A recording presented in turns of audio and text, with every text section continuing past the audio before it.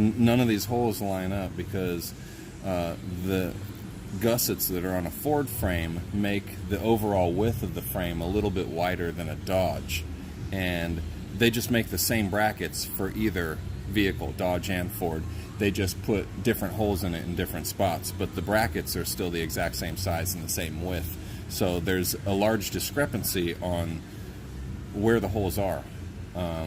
So you can measure the center of these holes from center to center across the body, across the bed, and then you can mount your brackets completely against the frame, no spacers, no nothing, even bent and torqued down over the rivet heads that hold the gussets of the frame Ford together, and it's still too wide. And so you still have to blow out your holes on both sides in order to get the brackets to line up correctly, because they like to under-engineer things. And this is what you have to do on every single bed. And it's absolutely ridiculous. So this is the garbage that you can expect to be supplied with from Miller. So I'll have to do all of this on both sides, on every bed that I mount. Just on these ones, though. What is this, a 311 bed? It's absolutely ridiculous. So, and you can talk to them until you're blue in the face, and they don't care. They don't care. They don't change. They do nothing about it.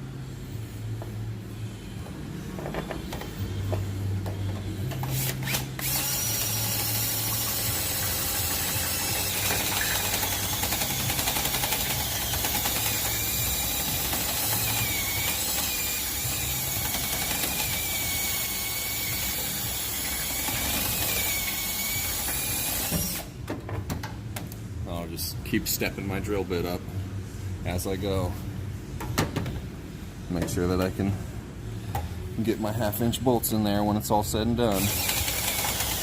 But as you could see, as I showed you in previous clips, the brackets are perfectly lined up with the edge of the brackets. My bed is on here square.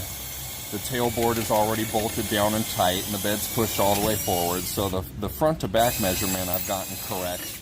And I actually have to double check that every time, because the blueprint drawings they give you to mock up all your brackets and mount, their measurements on there are also incorrect. And instead of giving you a measurement from your cutoff or the very end of your tailboard to the center of the hole, they give you a measurement from your cutoff or the very end of the bracket that you install on the tailboard to the front edge, or excuse me, the back edge of these front brackets. So instead of giving you a more accurate measurement from the end of your frame, the overall end of your frame, to the center of the holes, they give you from the end of your frame to the edge of their bracket.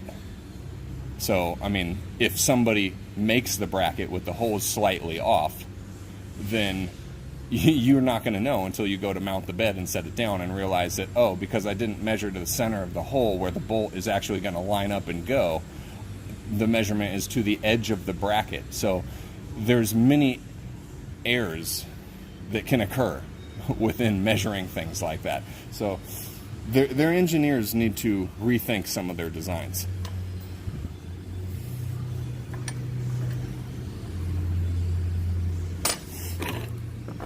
So now I'm going to step up to my 1/2-inch bit and have a go with it. I've already done the other side. As you can see, I have this hole I'll do last.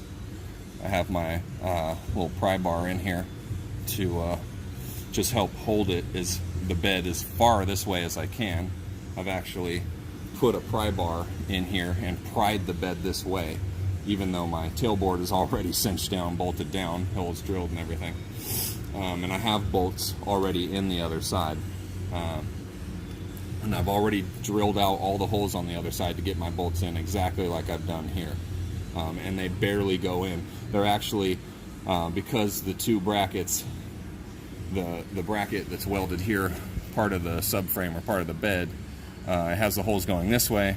The bracket we mount to the chassis has the holes going this way. So you think they give you enough room for play to mount the things, but they actually don't at all. But now, because I'm having to put my drill bit in there and start it at an angle and then bend it towards me to grind out this edge of here of the bed bracket and grind out the opposite edge of the bracket we mounted to the chassis, Once I'm barely able to get there, I don't want to burn up my tools and misuse my own tools to correctly finish somebody else's job. So my bolts end up going in at a slight angle, and then as I torque them down, hopefully it cinches the bolts down nice and flat. But since this is an FSP, it's going to be inspected by CHP. So if I can't get that if I can't get the bolts to cinch down correctly, and they're at an angle and they're lifted up a little bit, they will fail the truck upon inspection. So there's all this extra stuff that I have to do to make sure that the end product is assembled and built correctly, that nobody at the dealership or the factory producing this product seems to care about.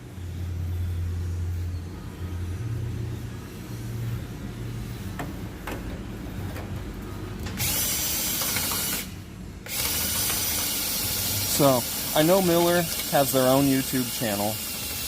I know they have a bunch of how-to videos, even as lame and stupid and simple as how to use the claws and how to slide grids onto your claws and how to change out attachments and what attachments are for. But I don't think anybody has actually shown you firsthand what you really get with some of their products. And so that's why I'm doing this. And I'm hopefully going to title the video something that will come up with the rest of Miller's videos, so their customers can see this.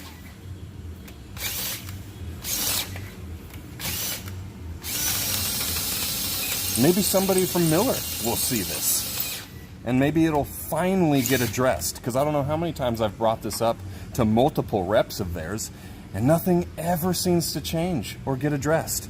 So I don't know what it's going to take, Miller, for things to sink in.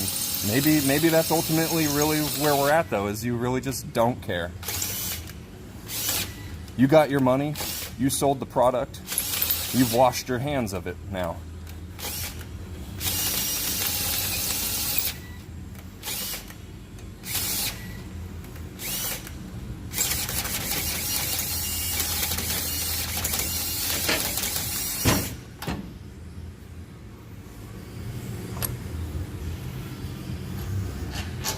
There we go. Finally.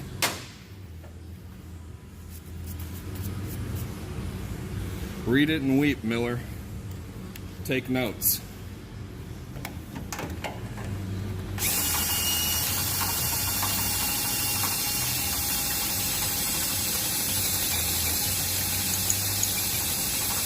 Something needs to change.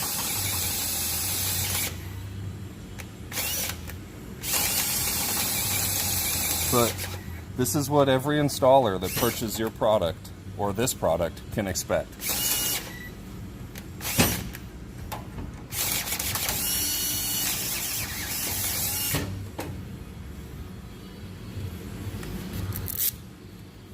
Oh yeah.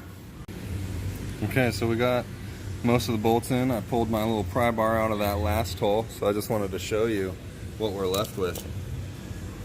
You see that? You think I'm going to be able to get a 1/2 inch bolt through that? That's how not lined up they are. Okay, let me show you. You see, my bracket is completely against the frame here. See, there's no gaps here. And they give you spacers because there are actually rivets like this that hold these gussets onto the frame here. See? They go up over the frame just like this. See, and they give you spacers that you're supposed to be able to put in here so that your bracket is not cinched down or torqued down over a head of a rivet and then bent over it, which is actually what we have going on right here. Let me show you. Now see, I originally ran the spacers because that's the correct way to mount it. But here, see, as you can see, you can see our bolt running through there, and the bracket is on top of the head of the rivet. And ultimately, see, this one's tight here, flush against the frame. It's flush against the frame here, and the bracket and the gusset of the frame. But then we have this going on, which is why originally you should run spacers under all of this to space it out correctly so that this doesn't happen. because sometimes this will fail your CHP inspection right there. See, because that's unacceptable. Okay, see, look at our holes here. We got the bolts through. That's how much material I have to remove to get my bolt through, and it's like that on both sides. Okay, so obviously your measurements are wrong, because if I was able to correctly space this out like I should, then you know what it does here? It makes it even worse, which is why I then went back and took all my spacers out and mounted the brackets like this to make it even easier for me here. And we're still off that much on both sides. Okay, there's a problem that needs to be addressed. Let me show you something else. This is what else you get.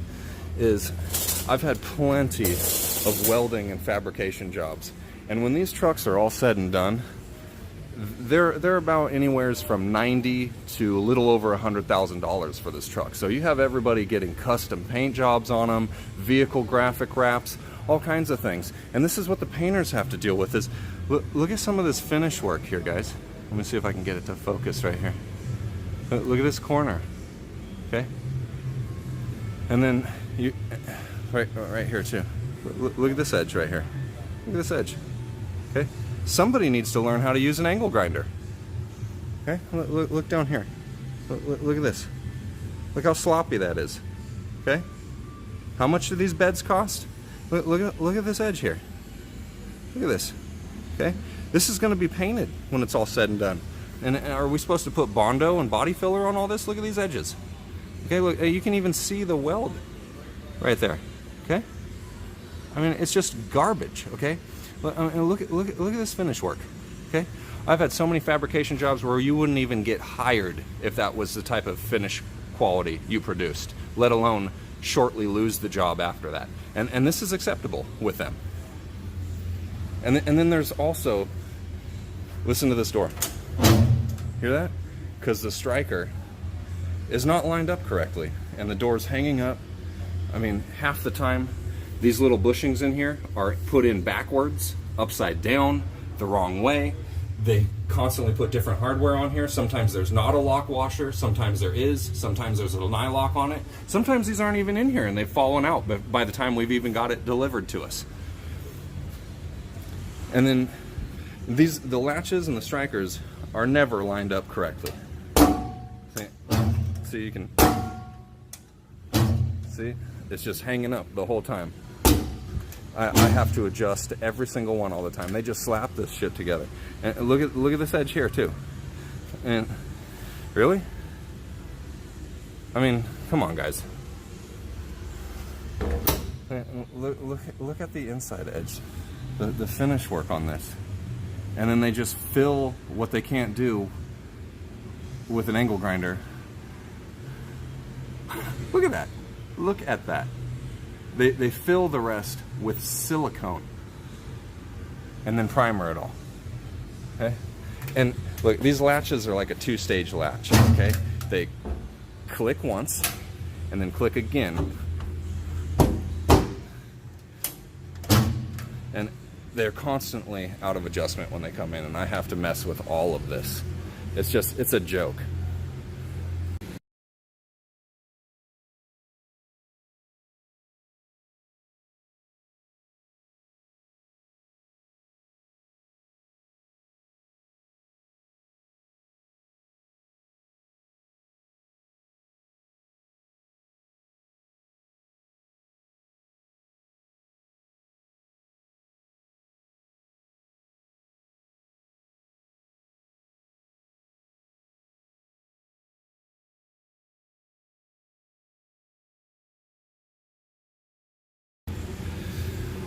So you've seen the two different size holes on each of these beds I showed you. This one over here and these style here. Okay? Now, the holes in these beds are always exactly 2 3/4. The marker light holes on the front of that bed over there are always 2 7/8. Okay? There's many manufacturers of these marker lights. They're always a 2 3/4 marker light, whether it's Truck Light, Optronics, Maxima, doesn't matter. They're all a standard size of 2 3/4. Why the two different size holes? Can you explain that?